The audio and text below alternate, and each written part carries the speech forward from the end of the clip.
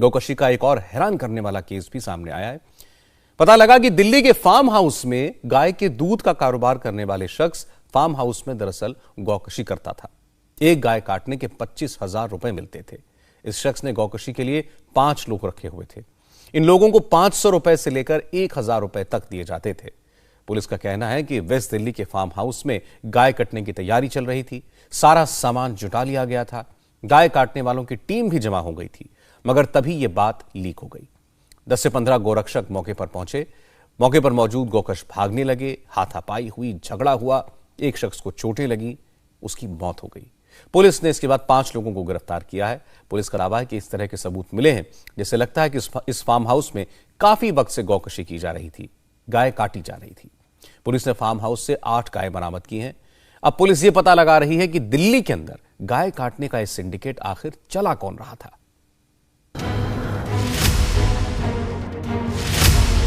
देश की राजधानी दिल्ली में कट रही थी गाय। फार्म हाउस में चल रहा था गौकशी का काला कारोबार।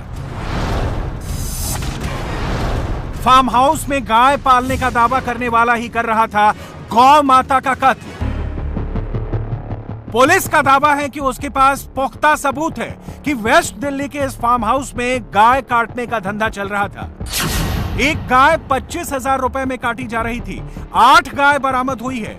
गौकशी का यह धंधा काफी दिनों से चल रहा था और इसमें 1-2 नहीं, पूरे 6 लोग शामिल थे। गाय पालने और उनका दूध बेचने की आड़ में गायों को काटकर उनका मांस बेचा जा रहा था। मगर सोमवार की देर रात देश की राजधानी में चल रहे गाय काटने के इस सिंडिकेट का पर्दाफाश हो गया। गौकशी का जो मामला था उसमें जो लोग इसमें इन्वॉल्व थे, 5 लोगों की गिरफ्तारी हो गई है और जिन्होंने मारपीट की थी जिसके कारण युवक की भाग्यवश मौत हो गई है, उन लोगों की भी तफ्तीश की जा रही है। उसके पीछे पूरी तत्परता से पुलिस दोनों साइड में जो दोनों मुकदमे दर्ज हुए हैं उन पे काम कर रही है। जैसे ही कोई और डेवलपमेंट होगा मैं आप लोगों को सूचित करने की कोशिश करूँगा। असल में सोमवार की देर रात दिल्ली के इस फार्म हाउस में राजा राम नाम के एक आदमी की मौत हो गई। आरोप है कि उसकी मौत कुछ लोगों की पिटाई से हुई। मरने वाला व्यक्ति राजा राम कुछ लोगों के साथ मिलकर इस फार्म हाउस में गाय काटने का काम करता था। इस काम में 5 लोग उसका साथ देते थे और गाय काटने का यह धंधा काफी दिनों से चल रहा था। मगर इस सोमवार को फार्म हाउस में गोकशी की जानकारी मिलने पर 10 से 15 लोग पहुंच गए। इन्होंने खुद को गौरक्षक बताया और फार्म हाउस के केयरटेकर राजा राम की पिटाई की। जख्मी राजा राम की अस्पताल में मौत हो गई। इस केस में अब तक जो बातें मालूम है वो इस तरह है। नंबर 1, फार्म हाउस में गोकशी होने की खबर पुलिस को मिली। नंबर 2, पुलिस से पहले कुछ गोरक्षक फार्म हाउस पहुंच गए। नंबर 3, उन गोरक्षकों ने गोकशी के आरोपियों की पिटाई की। नंबर 4, पुलिस ने पहुंचकर आरोपियों को गोरक्षकों से छुड़ाया। नंबर 5, पुलिस के आने पर गोरक्षक फार्म हाउस से चले गए। नंबर 6, पुलिस ने पिटाई से घायलों को अस्पताल पहुंचाया। नंबर 7, गौकशी के एक आरोपी राजा राम की मौत हो गई। घटना की हकीकत का पता लगाने के लिए इंडिया टीवी रिपोर्टर अभय पराशर वेस्ट दिल्ली के इस फार्म हाउस पहुंचे। दिल्ली के द्वारका इलाके के छावला से 11 अप्रैल को रात को 2:10 पर पुलिस को एक पीसीआर कॉल मिली। कॉल में यह कहा गया कि एक फार्म हाउस के अंदर गौकशी की जा रही है, जिसमें कुछ लोगों के साथ मारपीट भी की गई है। पुलिस मौके पर पहुंची। मौके पर पहुंचने के बाद पुलिस ने कुछ लोगों को अस्पताल में भर्ती कराया, कुछ लोगों की गिरफ्तारी की और एक शख्स जिसका नाम राजा राम है, 45 साल से ऊपर की उनकी उम्र थी, उनकी अस्पताल के अंदर तबीयत खराब होने से मौत हो गई। पूरा मामला क्या है वो मैं आपको बताता हूं। इस वक्त हम पहुंचे हैं द्वारका के अंदर पड़ने वाले छावला के उसी फार्म हाउस में जिसमें गौकशी का आरोप लगाया गया है। ये वो फार्म हाउस है। फार्म हाउस यहाँ पर है और फार्म हाउस में यहाँ पर एक छोटा सा एक रहने के लिए जगह बनाई हुई है, जहाँ पर राजा राम अपने परिवार के साथ, अपनी पत्नी के साथ यहाँ पर रेंट पर रहते थे। और ये जो आप जगह देख रहे हैं, यहाँ पर जो उनके रिश्तेदार हैं उनका कहना है कि राजा राम की 8 गायें हैं, जिन गाय का वो दूध यहाँ पर निकाला करते थे और दूध बेचकर अपने घर का पालन पोषण करते थे। पहले वो ये ई रिक्शा चलाते थे, लेकिन उनकी तबीयत खराब रहने लगी, जिसके बाद उनकी जो अपनी गायें थी 8 गायें, उन गाय का दूध बेचकर वो अपना पालन पोषण यहाँ पर करते थे। पिटाई से राजा राम नाम के जिस आदमी की मौत हुई उसी पर इल्जाम है कि वो यहाँ पर गाय काटने का सिंडिकेट चला रहा था। राजा राम इस फार्म हाउस की रखवाली करता था और कुछ महीने पहले ही यहाँ आया था। फार्म हाउस के मालिक एक बुजुर्ग थे जिनकी पिछले साल अक्टूबर में मौत हो गई। उनके बच्चे विदेश में रहते हैं, यानी जिस फार्म हाउस में गाय काटे जाने के आरोप लग रहे हैं, इस वक्त उसकी निगरानी पूरी तरह से राजा राम के पास थी। वो इस फार्म हाउस में अपने परिवार के साथ रह रहा था। पुलिस कहती है कि राजा राम गाय काटने का ये धंधा कुछ लोगों की मदद से चला रहा था। ये सब गाय काटने के जुर्म और कारोबार में शरीक थे। उन्हें गोकशी के बदले 25,000 रुपए मिला करते थे, जिसे सभी आरोपी आपस में बांट लिया करते थे। वहीं फार्म हाउस में रहने वाला राजा राम का परिवार गाय काटने के आरोप को सिरे से इनकार करता है। परिवार का कहना है कि राजा राम पहले ई रिक्शा चलाता था, बीमारी के चलते वो फार्म हाउस में रहने लगा था और वो यहाँ गायों को पालता था, उनका दूध बेचकर जिंदगी बसर करता था। काम यही करते थे, उसका बीच में तबीयत खराब हुए थे, अभी अपना वो गाय रखा गया तो उसी को दूध निकालते थे, बेचते थे, सब बाल बच्चे को चलाते थे, बीच में रिक्शा चलाते थे, यही लोग करते थे। लेकिन गाय ये तो ऐसा काम करने वाले इंसान है नहीं, है शांति इंसान थे, नहीं फंसाए जा रहे हैं इनको जी। क्या मतलब जो कहा गया है कि पुलिस की तरफ से भी कि ये भी शामिल थे उसके अंदर गौकशी में, या जो बाकी के लोगों को पकड़ा गया है वो कौन थे, इस बारे में कोई जानकारी आपको? इसके बारे में कोई जानकारी नहीं है सर, मैं यहाँ नहीं करता हूँ, मुझे इस बारे में कोई जानकारी नहीं है। पुलिस का ये भी कहना है कि फार्म हाउस में गाय काटने का धंधा लंबे समय से चल रहा था। दूध बेचकर गुजर करने के राजा राम के परिजनों के दावे गलत हैं, क्योंकि घटना के बाद फार्म हाउस से 8 गाय बरामद हुई। इसके अलावा पुलिस को वहां से गोकशी के पक्के सबूत भी मिले हैं, क्योंकि पहले काटी गई गायों के अंग भी मिले हैं। नहीं, हमारी प्राथमिक जांच में बहुत क्लियर कट आया है कि वो इन्वॉल्व था और बाकी बात जांच का विषय है और सूचना मिलेगी आपको। हालांकि सर मामला भी शुरुआती जांच में है, आप भी इन्वेस्टिगेशन में लगे हैं, लेकिन अगर ये रैकेट चलता था, गौकशी होती थी, तो कितने पैसों में ये पूरा सिंडिकेट काम करता था? ये देखिए, ये सारे जांच का विषय है और ये मैं कथन पे विश्वास नहीं करूँगा। अलग अलग कहानियाँ हो सकती हैं, किसी का एक वर्जन हो सकता है, किसी का कुछ वर्जन हो सकता है। जब इसको प्रमाणित कर लिया जाएगा, जैसे हमें प्रमाणित खबर मिलेगी तब मैं आपको। पुलिस ने इस मामले में 2 केस रजिस्टर किए हैं, एक गोकशी के इल्जाम का और दूसरा गोरक्षकों के हमले का। दूसरा केस इस मामले के एक आरोपी शानू की शिकायत पर दर्ज किया गया है। इस मामले में अब तक 5 लोग गिरफ्तार किए गए हैं, जिनके नाम शानू, अरशद, रंजीत, परवीन और संतोष है। पुलिस ने एफआईआर में जो जानकारी दर्ज की है उसके मुताबिक जब पुलिस की टीम फार्म हाउस पहुंची तो उसे राजा राम और बाकी आरोपी घायल हालत में मिले। पुलिस के पहुंचने के बाद खुद को गौरक्षक दल का सदस्य कहने वाले बिना अपना नाम पता बताए वहां से चले गए। पुलिस की टीम ने राजा राम और उसके दूसरे घायल साथियों अरशद, शानू और संतोष को अस्पताल पहुंचाया, लेकिन राजा राम की हालत और बिगड़ गई और फिर उसे दिल्ली के राव तुलाराम मेमोरियल अस्पताल ले जाया गया, जहां उसकी मौत हो गई। इस बीच पुलिस ने जब फार्म हाउस की तलाशी ली तो पहले काटी गई गायों के अंग मिले। फार्म हाउस में 8 गायें और 2 बछड़े भी बंधे मिले, जिन्हें गौशाला भेजा गया। खुद एक आरोपी शानू ने बताया कि राजा राम उसे गाय काटने के लिए बुलाता था और बदले में पैसे देता था।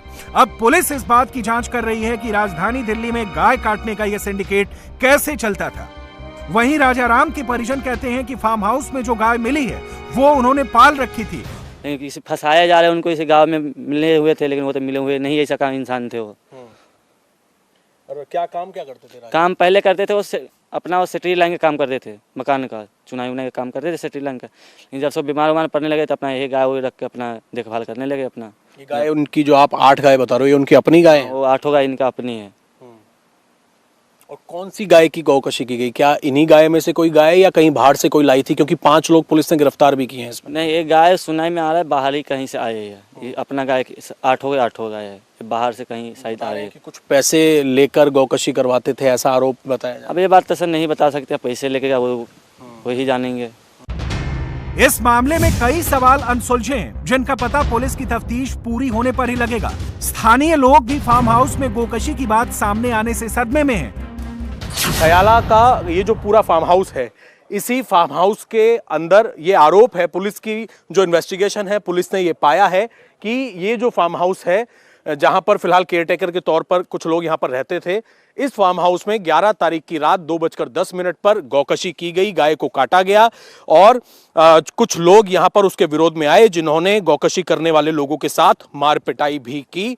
फिलहाल पुलिस ने 2 मामले दर्ज कर लिए हैं, जिसमें गौकशी करने का मामला भी है, जिसमें 5 लोगों को गिरफ्तार किया है, एक शख्स की मौत हो गई है और जिन लोगों ने मारपिटाई की उनके खिलाफ भी मामला दर्ज करके फिलहाल पुलिस उन लोगों की तलाश कर रही है। लेकिन लोग हैरान हैं कि देश की राजधानी दिल्ली में जो द्वारका के अंदर छावला इलाका पड़ता है, ये बाहरी इलाका है, आबादी यहां पर कम है, सुनसान इलाके यहां पर रहते हैं और मेन रोड से अंदर की तरफ आके फार्म हाउस है जहां पर गौकशी करने का आरोप है। फिलहाल पुलिस पूरे मामले की तफ्तीश में जुटी हुई है।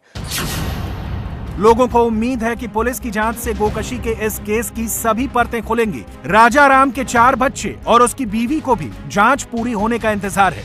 वो अभी इसी फार्म हाउस में रह रहे हैं। पुलिस ने यकीन दिलाया है कि राजधानी में गाय काटने के इस सिंडिकेट का वो जल्द ही पूरा पर्दाफाश करेगी। गुरुग्राम और दिल्ली में गौकशी करने वाले पकड़े गए, सलाखों के पीछे हैं। अब मुकदमा चलेगा, फिर सजा होगी। लेकिन यूपी में गौकशी करने वालों, गौ तस्करी करने वालों के खिलाफ कानून का सख्त डंडा चल रहा है। प्रयागराज और हरदोई में गौ तस्करों की करोड़ों की प्रॉपर्टी कुर्क कर ली गई है। प्रयागराज के बमरौली में गौ तस्करी के आरोपी मोहम्मद मुजफ्फर के खिलाफ प्रशासन ने सख्त एक्शन लिया। मोहम्मद मुजफ्फर के खिलाफ गैंगस्टर एक्ट के तहत कार्रवाई की गई। उसकी 5 करोड़ रुपए की प्रॉपर्टी को कुर्क किया गया है, जिसमें 5 प्लॉट शामिल हैं। मोहम्मद मुजफ्फर फिलहाल जेल में है। जिस मामले में गौ तस्कर मुजफ्फर पर कार्रवाई की गई है वो 2018 का है। 2018 में धूमनगंज इलाके में 1800 किलो गौमांस पकड़ा गया था। इस मामले में मुजफ्फर के खिलाफ चार्जशीट दाखिल की गई थी। इसके अलावा मुजफ्फर गौ तस्करी और पुलिस पार्टी पर हमले का भी आरोपी है। इस केस में उसके खिलाफ गैंगस्टर एक्ट के तहत मुकदमा दर्ज हुआ था। जेल में रहते हुए मुजफ्फर ने कौडिहार ब्लॉक प्रमुख का चुनाव भी लड़ा और जीत गया, लेकिन वो शपथ नहीं ले पाया था। मुजफ्फर के खिलाफ न सिर्फ प्रयागराज बल्कि कौशांबी, कानपुर, फतेहपुर, भदोही और वाराणसी में भी 3 केस दर्ज हैं। काली कमाई से अर्जित की हुई प्रॉपर्टी है जो मोहम्मद मुजफ्फर पुत्र मुख्तार अहमद ने बनाई है। यह एक कुख्यात गौ तस्कर माफिया है जिसने पिछले कुछ वर्षों में तमाम जघन्य अपराध करते हुए, गौ तस्करी करते हुए, गौकशी करवाते हुए इस काली कमाई को जोड़ा था। इसने न केवल बेशकीमती प्लॉट खरीदे बल्कि उन प्लॉट पे आलीशान महल खड़े किए, दुकानें खड़ी की। आज उसके ऊपर गैंगस्टर एक्ट के तहत कार्रवाई हुई है और गैंगस्टर एक्ट के तहत दफा 14(1) में इसकी सभी काली कमाई से अर्जित संपत्तियों को चिन्हित करके और उसको सरकार के पक्ष में जब्त किया जा रहा है। मुजफ्फर अहमद एक बहुत ही कुख्यात माफिया है जो गौ तस्करी के कामों में लिप्त था। इस पे करीब 2 दर्जन के आसपास मुकदमे दर्ज पाए गए हैं। यह थाना पूरा मुफ्ती का हिस्ट्री शीटर माफिया है। इसके खिलाफ गैंगस्टर एक्ट के तहत भी मुकदमा पूरा मुफ्ती में दर्ज हुआ था। ये माफिया अभी जेल में है और इसके पूरे रैकेट को तलाशा जा रहा है, इसके गुर्गों को तलाशा जा रहा है। आगे भी इस पर कार्रवाइयाँ जारी रहेंगी। फिलहाल करीब 5 करोड़ से भी ज़्यादा कीमत की संपत्तियों को हमने कुर्क किया है और इस माफिया पे कार्रवाई से ये मैसेज भी देना चाहते हैं कि कोई भी अपराध करेगा, माफियागिरी करेगा तो बच नहीं पाएगा। देर सवेर उस पर मुकदमे दर्ज करके उसको जेल भेजा जाएगा और उसकी काली कमाई की संपत्तियों को जब्त किया जाएगा। हरदोई में भी गौ तस्करों के खिलाफ एक्शन लिया गया। गौ तस्कर की 25 लाख रुपए की संपत्ति कुर्क की गई। हरदोई पुलिस ने मुनादी करके गौकशी के आरोपी अनीस पर कुर्की की कार्रवाई की। अनीस के गोपामऊ कस्बे में एक मकान और एक इनोवा कार उसे जब्त किया गया। इस शख्स पर गौ तस्करी के मामले में गैंगस्टर एक्ट के तहत मामला दर्ज है। इसके अलावा उस पर आधा दर्जन से ज्यादा केस चल रहे हैं।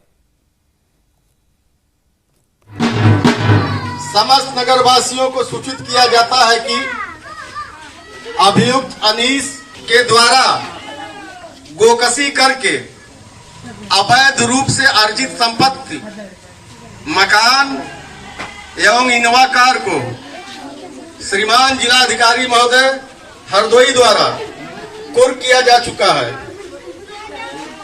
यह संपत्ति, मकान एवं इनोवा कार न बेची जा सकती है, न खरीदी जा सकती है और न ही किराए पे दी जा सकती है। ये थाना टंडियावा के एक गोवध के गैंगस्टर अनीस के एक मकान जो कि 1600 वर्ग फीट में निर्मित है और एक इनोवा कार को चिन्हित किया गया। वो माननीय जिलाधिकारी के आदेश से उसको आज कुर्क किया गया है। ये दोनों मकान और गाड़ी की संपत्ति लगभग 24-25 लाख की उसका मार्केट मूल्य होना चाहिए। गौ तस्करी का धंधा नया नहीं है, गौकशी कोई नई बात नहीं है, लेकिन पिछले 5 साल में इस खूनी कारोबार के खिलाफ जो सख्ती हुई है, जिस तरह से इस अवैध धंधे पर रोक लगी है और जिस सख्ती के साथ अवैध बूचड़खानों को बंद करवाया गया है, उससे गौकशी करने वालों में खौफ तो पैदा हुआ है। ज्यादातर बूचड़खाने बंद हो चुके हैं, लेकिन जिस तरह से गुरुग्राम में ट्रक में गायों को भरकर ले जाते हुए गौतस्कर पकड़े गए, जिस तरह से फार्म हाउस में गौकशी का मामला सामने आया, उससे यह भी साफ है कि बेसहारा गायों को चोरी करके उनका मांस बेचा जा रहा है। चोरी छिपे गौमांस का कारोबार हो रहा है और अगर इस अवैध धंधे को रोकना है तो गौकशी के इल्जाम में पकड़े गए लोगों को सख्त से सख्त सजा देनी होगी, पुलिस को चौकसी बढ़ानी होगी, प्रशासन को गौकशी करने वालों के खिलाफ उसी तरह से सख्त रुख अपनाना पड़ेगा जैसा यूपी में योगी आदित्यनाथ की सरकार ने किया है। इंडिया टीवी हर वक्त हर जगह डाउनलोड करने के लिए सर्च करें India TV news Google play store या ऐप स्टोर पर।